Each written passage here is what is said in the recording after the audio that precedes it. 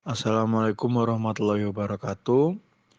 Kami dari kelas 12 IPA 3, kelompok 6, di sini akan menjelaskan tentang perkembangan agama Islam di Afrika. Sebelum kita mulai, mari kita perkenalan terlebih dahulu, dan ini adalah nama anggota dari kelompok kami. Sejarah masuknya Islam di Afrika. Islam telah mulai dikenal di Afrika pada awal masa berkembangnya, yaitu pada peristiwa hijrah pertama ke Habsyah atau Abisinia. Menurut kepercayaan umat Islam, Raja As-Samah bin Abjar dan beberapa pengawalnya memeluk agama Islam setelah mendapatkan keterangan dari para sahabat Nabi yang hijrah tersebut. Pada saat ini, Islam merupakan salah satu agama terbesar di Afrika dengan jumlah penganut kira-kira sebanyak 460 juta jiwa. Sumbernya diambil dari Freedental tahun 2014.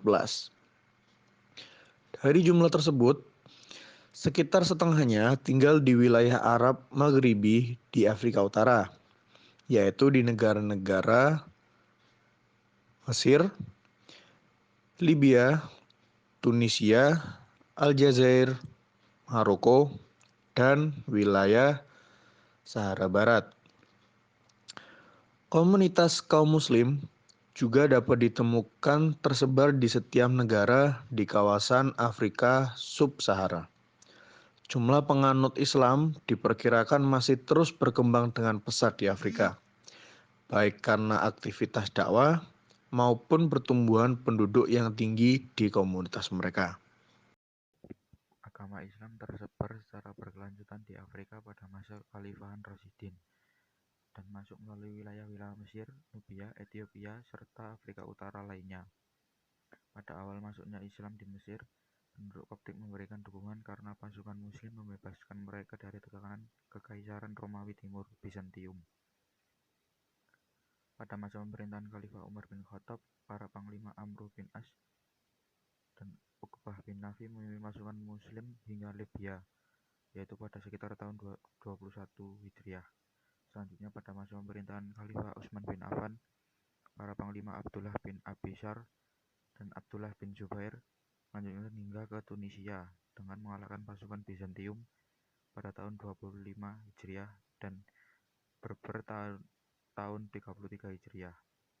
Pada masa Kekhalifahan Umayyah terjadi beberapa kali pemberontakan Berber di wilayah Afrika Utara, yaitu berhasil dipadamkan di antara lain oleh Panglima Muawiyah bin Hudaij, Uqbah bin Nafi, Abu Muhajir bin Dinar, Zuhair bin Qais, Hasan bin Nu'am, Musa bin Nusair, dan Tariq bin Ziyad.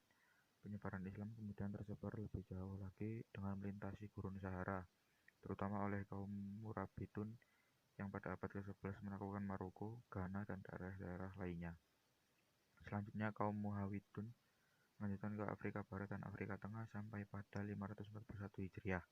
Setelah itu timbullah kerajaan-kerajaan Islam yang didirikan oleh suku-suku penduduk asli pedalaman Afrika di Mali, Chad, Sudan, Nubia, Somalia, Zanzibar, Malawi, Kongo, dan Mozambik yang terus melanjutkan penyebaran agama Islam melalui dakwah dan perdagangan pada abad-abad selanjutnya. Sejarah Islam di Tunisia. Pertengahan abad ke-7, Uqbah bin Nafi radhiyallahu an, seorang sahabat Rasulullah SAW, masuk Tunisia bersama pasukannya. Tahun 647 Masehi, pasukan Uqbah radhiyallahu an berhasil melakukan Sufetullah yang menandai bermulanya era Arab Islam di Tunisia. 13 tahun kemudian, yaitu pada tahun 670 Masehi atau 50 Hijriah, Uqbah radhiyallahu an berhasil melakukan kota Kairouan dan kemudian menjadikannya sebagai ibu kota pemerintahan dan pusat penyebaran Islam di wilayah Afrika Utara. Pada 698 Masehi, pasukan Islam di bawah pimpinan Hasan bin An-Nu'am dan Musa bin Nasr berhasil menaklukkan Carthage. Islam kemudian berkembang pesat di Tunisia. Bahkan pada tahun 711 Masehi, masa keemasan dinasti Umayyah, Agama Islam telah tersebar ke daratan Eropa dengan berhasil melakukan Andalusia di Spanyol dan kawasan Iberia di sekitarnya. Pada tahun 748 Masehi, dinasti Umayyah digantikan oleh dinasti Abbasiyah. Peristiwa ini menyebabkan Tunisia terlepas dari pengawasan pusat kekhalifahan, namun kemudian dapat dikuasai lagi oleh dinasti Abbasiyah pada tahun 767 Masehi. Pada tahun 800 Masehi, Ibrahim ibnu Aghlab ditunjuk sebagai gubernur Afrika Utara yang berkedudukan di Kairouan. Pada masa ini, Masjid Agung Ez-Zitouna didirikan di kota Tunis. Masa-masa selanjutnya adalah era kejayaan peradaban Islam di Tunisia dan kawasan Arab Maghribi. Dinasti Aghlabiyah 767 hingga 910, Fatimiyah, Zirdiyah, Almohad, dan Hafsiyah silih berganti memegang tampuk kekuasaan di Tunisia, hingga masuknya Tunisia dalam wilayah Khilafah Utsmaniyah. Di masa Khilafah Utsmaniyah ini, Tunisia menjadi wilayah otonom di bawah pemerintahan dinasti D, Muradi, dan Husaini. Karena itulah Kairouan dan Mehdiyah kini menjadi kota tujuan wisata sejarah Islam terpenting di Tunisia. Selain Masjid Ez-Zitouna di kota Tunis, di Kairouan dan Mehdiyah, kita bisa mengunjungi masjid-masjid tua, benteng makam para ulama, serta istana sisa peninggalan peradaban Islam. Sejarah Islam di Aljazair. Islam masuk ke negeri ini pada akhir abad ke-7 Masehi, pada masa khilafah Bani Umayyah sekitar abad 682 Masehi. Diawali dari Tunisia, tentara Islam terus berdakwah dan berjihad, bergerak ke arah barat.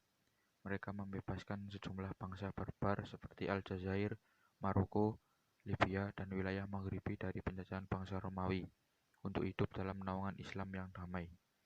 Penduduk Aljazair saat ini mayoritas merupakan keturunan Arab Berber.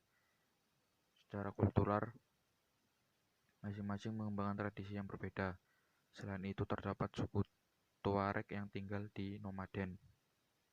Dalam segi perekonomiannya, Aljazair mempunyai bisnis utama yaitu minyak dan bahan tambang yang memberi kontribusi 30% terhadap pendapatan negara. Walaupun minyak dan bahan tambang menjadi kontribusi utama, tetapi tingkat penyerapan tenaga kerjanya hanya 2%.